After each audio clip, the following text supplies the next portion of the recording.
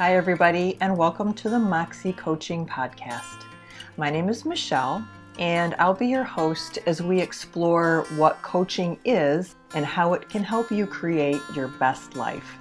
If you're anything like me, it's important to you to give back in some way. Maybe it's volunteering in the soup kitchen. Maybe it's donating $1 million to environmental research. It doesn't really matter. I started coaching and podcasting because I'm just one person who can only do so much alone.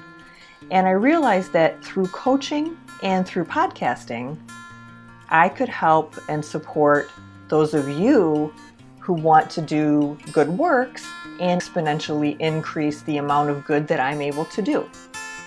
So if this sounds like you, please be sure to like and subscribe, and I look forward to seeing you soon. Be well.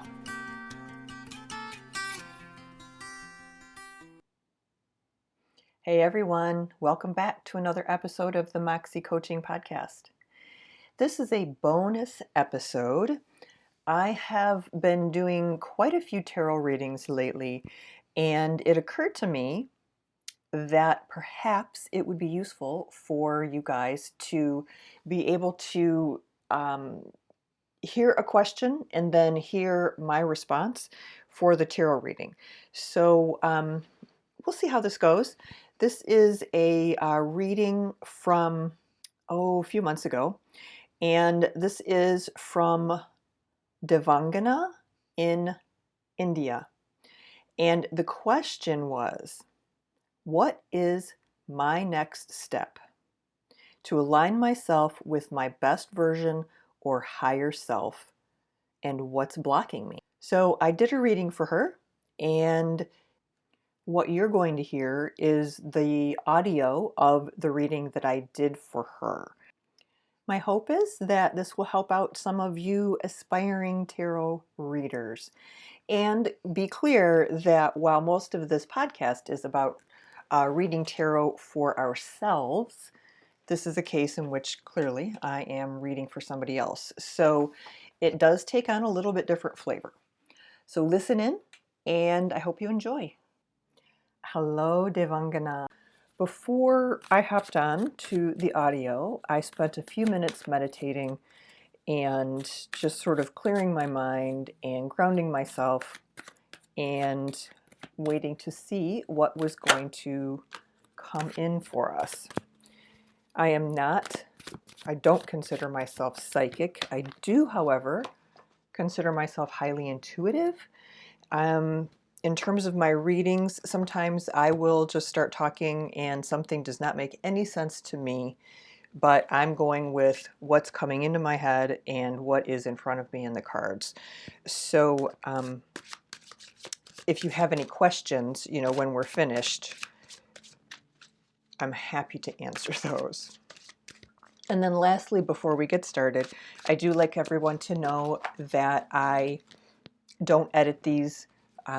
There may be places where there are gaps in the speech.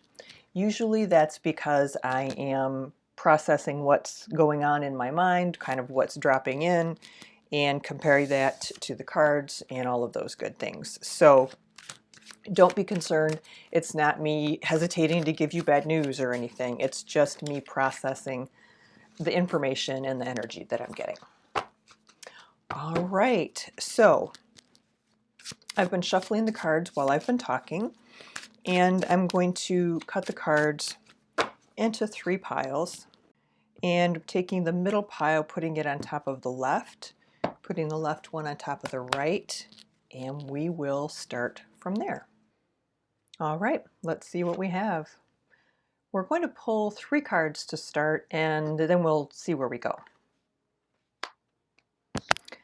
3 of Swords, High Priestess, and 8 of Wands. Okay. So addressing your question about aligning yourself and moving yourself toward your best version or your higher self. what are we seeing?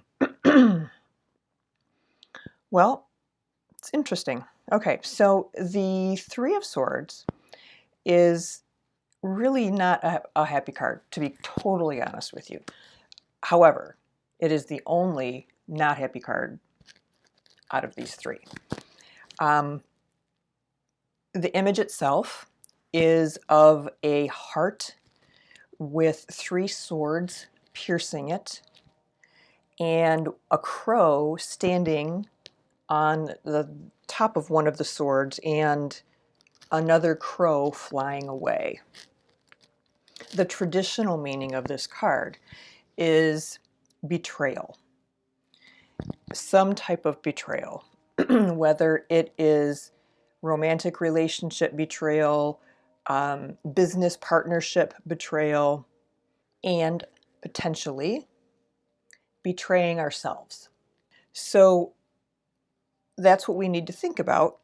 How does the concept of betrayal align with moving you down the path toward your higher self?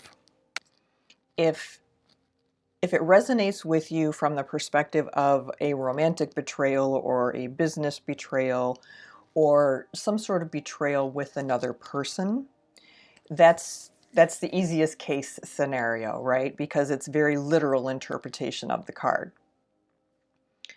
However, if it doesn't, you might want to consider, are there areas in your life, areas that are related to your spiritual path, where you feel like you are not being true to yourself, where you have betrayed yourself in some way? Have you been practicing in a way that doesn't resonate with you? Or have you adopted someone else's practices and it's just not quite right? It doesn't feel right, but because you're committed to your path, you're going to stay on that path.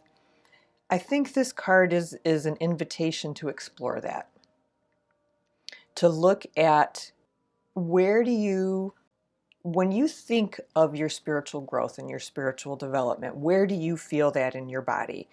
Is that is it an open and joyful feeling where you can feel the energy flowing, or can you feel some constriction in there? And if it's open and flowing, that's fantastic. That, to me, would indicate that that's not an issue for you.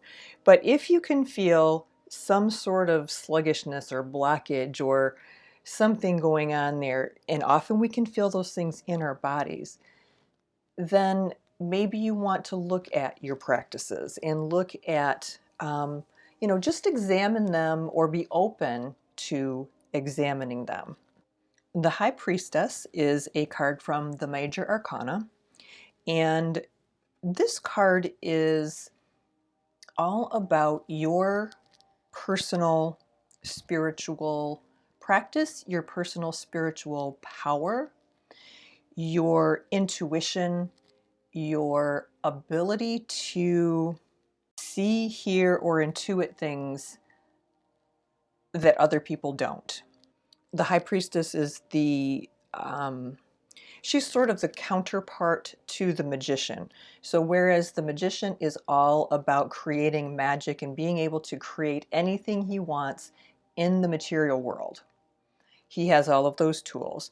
Well, she operates in the spiritual world or the etheric realm. So she is sort of his counterpart. She is this highly intuitive, often spiritual teacher. And I think there's not a better card to get in terms of a spiritual reading.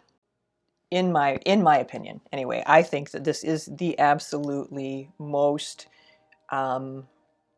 appropriate card, if there is such a thing, for asking that question that you're asking, which is, am I on the right path? The fact that this card is coming up in the reading would lead me to believe that, yes, indeed, you are on the right path. Yeah. Okay, great. And then the last card is the Eight of Wands. Wands are all about action and forward momentum. And this card is just a really nice positive card. It's sort of like an all systems go card, if you're familiar with that saying, where you're getting ready to launch the space shuttle and you flipped all of the switches, yes, yes, yes, yes.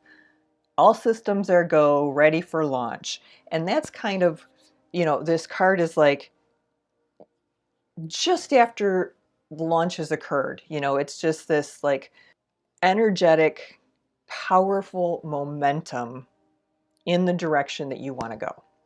So I think in terms of the first part of the reading, the steps to align yourself, it really looks to me like the major focus really should be on what's going on with you and with this Three of Swords.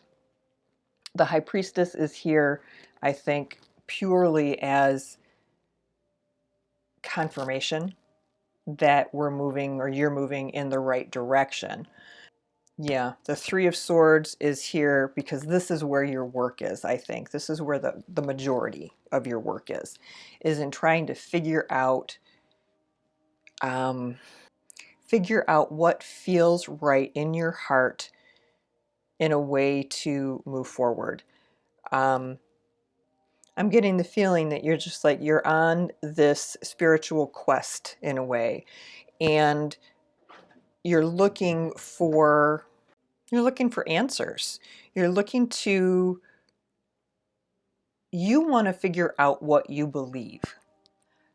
And there's something in your past, in your memory, in your upbringing, in something that is related to all of this that you were maybe taught to believe or told to believe, but it's not resonating with you. And so I think this card is the challenge to say, okay, that's fine. That is no problem. Spirituality is not about one approach, right? So that's not a problem. You find the approach, you find what feels good to you.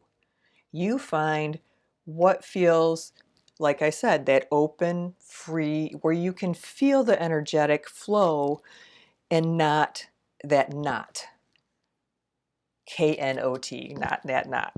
That sensation that we get in our solar plexus when we know something is just not right. And then in terms of the Eight of Wands and how does that relate to aligning with your best version, I think that it's just indicating that you need to continue to do the work. That if you continue to do the work, you've got some momentum going and you are moving in the direction that you want to go. Okay? So overall, I think that that's a pretty darn good reading. But let's see what's blocking you. Seven of Pentacles. This card asks us to sort of look at where we are investing our time and our money. And it's an image of a crow standing in a nest, and he's standing on 6 pentacles, but there's one above him. And pentacles are all about material objects, or money, or investments, or things in the material world primarily. So, this crow has gathered all of these pentacles, but there's still one out there. So we can look at the card in a couple different ways. We can look at it from the perspective of, where you're investing your time and energy. Are you investing time and energy, your spiritual time and energy, appropriately? Is this saying you're not putting enough time into meditation? Is this saying your this card is related potentially to the Three of Swords, where because you're not being true to yourself, the time and the energy that you're putting into your practice is not fruitful. You're not bearing fruit from that work because you're not being true to yourself. And then lastly, I excuse me, this card also can, if you look at it from a fairly literal perspective, the card itself, like I said, in almost every deck, there is a being, whatever, character, a person, a crow, whatever, with 6 pentacles, and then there's always that one that's just out of reach. And that, to me, begs the question, is the crow dissatisfied? Is there something where he's having a hard time, I want to say, being thankful and satisfied with what he has? Is he looking for something more? And because this is a pentacle card, what is that more? In my mind, it's not more spirituality necessarily. It's not more forward momentum in life. Because it's a pentacle, I think it's almost like there's something in the material world there that's, I don't know if you work a lot, if you're working like a crazy person all the time, just really trying to, you have a certain monetary standard that you're trying to achieve, and you're pushing yourself and pushing yourself and pushing yourself and not quite ever getting there. That might be something to look at. In which case it's time to start to reconsider your priorities. So yeah, you can look at that from both perspectives, from the, are you putting your time and energy into something that's not being fruitful for you? And is it related to that Three of Swords? Or are your priorities a little bit off? You're putting your time and energy into something that is not necessarily the most fruitful area, considering the situation. All right, so I think we're good. Let's do one more in terms of what might be blocking you. 7 of Wands. A 7 of Wands is a card of protecting hard-won assets, so to speak. Often in decks there's some sort of indication in this card that there has been a battle, like a hard-won battle, and an uneasy and very tentative advantage or peace at that moment. Meaning it's like, there was this incredible battle and you came out on top of the battle, but only just barely. And if you mess up or blink, you have the potential to lose everything. So that's the vibe behind this card. So, has there been something in your life that you have really been working hard for and has, again, taken your attention away from where you want to be in terms of, aligning yourself with your best version? The other way to look at this card is from the perspective of, yes, this crow won the battle, but are they going to be, because their victory was so slight, because they just barely achieved that victory, are they going to be consistently in this space of being afraid of losing what they've achieved? So that, again, that could tie into the pentacles. It could tie into wanting to achieve something, having very specific spiritual goals as well. Having this idea of what your higher self is going to feel like, or what your higher self is going to look like, and working so diligently toward that. Excuse me. If you are hyper focused, putting more attention on your spirituality than is healthy for you to be a well-rounded, healthy, happy person. If you are just so focused on what that is and what it's supposed to look like, and you are doggone it, you are going to achieve that come hell or high water, you're going to do it. That type of energy is not necessarily the best energy for staying open to what the universe wants to show you. It's not the best energy for being able to hear what the universe is trying to tell you. And if we don't know those things, then we'll never know if we're on the right path. And so, you may want to look at, how are you perceiving this journey, or how are you approaching this journey? Can you relax into it just a little bit and let the universe guide you in the way that it wants to guide you toward what's right for you at the moment? So, in summary, in terms of next steps, I think the big issue is dealing with this Three of Swords and figuring out where the betrayal is.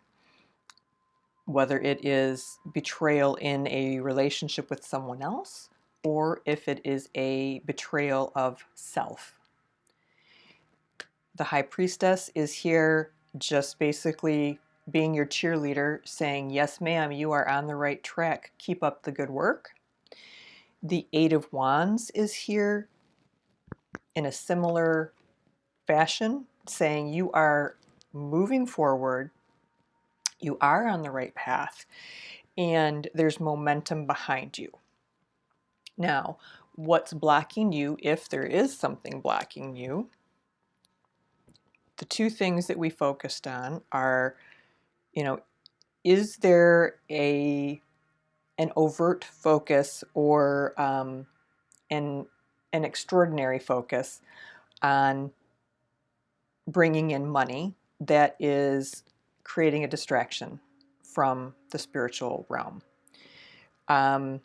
Or is this related to the Three of Swords and that whole thing with moving things forward? And then lastly, the Seven of Wands could be suggesting that you have just come through some very, very difficult battle, and you're trying very hard not to rock the boat. You want to keep that that boat steady because you get seasick, right? Or it could also be talking about, are you in a position where you're feeling like your grasp on your spirituality is tentative, and you're having to defend yourself all the time, and you're having to, you know, explain to others in a way that just doesn't feel good to you. Alrighty. Thank you so much. You be well and have a fantastic day. And bye-bye. All right. So that is a sample reading. I'll post a link to a photograph of the spread in the show notes, so you can take a look and follow along if you want to follow along, looking at the actual images to connect that with what it is that I'm saying. Do let me know, if you don't mind, whether or not this type of this episode is something that is beneficial for you. I'm happy to post them. I always keep everyone's identity as private as possible, using only their first name and the country that they're from. So I hope that you enjoyed this. I hope that you were able to kind of come away with a better feel for how I do my readings, um, and sort of a feel for how we can interpret the cards in flexible ways, and tell a story with them that illustrates what's going on in someone's life, as well as bringing to light some of the things that they can do to help themselves move forward. All right, you all take care now. I will look forward to talking to you again soon. And in the meantime, you be well. Bye bye.